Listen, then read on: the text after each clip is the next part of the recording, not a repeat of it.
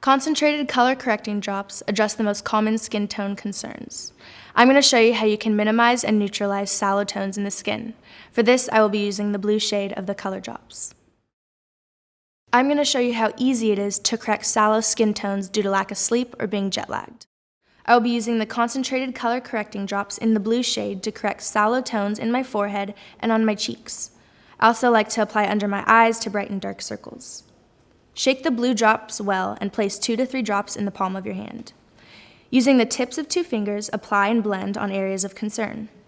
Immediately the sallow tones are corrected and my under eye area is brightened. If you desire more coverage, you can continue to build.